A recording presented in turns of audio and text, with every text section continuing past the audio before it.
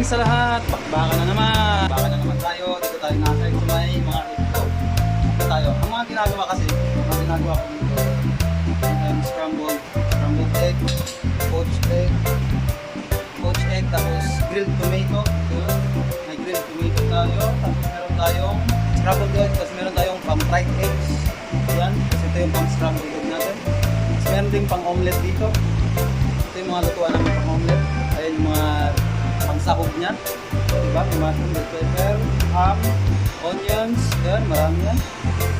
Yan, marami din pagpipilian doon. Kasi nandito tayo sa buffet. Buffet, ito yung na-assign. Kung saan ako ma-assign pang umaga, nasa buffet. Nasa breakfast ako. Sa kabilang station, nandun yung bacon, mga sausage. Yan, ito yung mga itlog natin. Yan, sobrang daming itlog. Isang piraso, isang box nito, isang ganito, mga 3 tray din to. Alas 3 tray. Kaya sa 6 na box yung gamit yung ganito. Ito yung lutuan namin pang poached egg. Yan. Kaya marami din tayo ginagawa. Ito yung mga ginagawa ko sa tuwing umaga pag breakfast ako.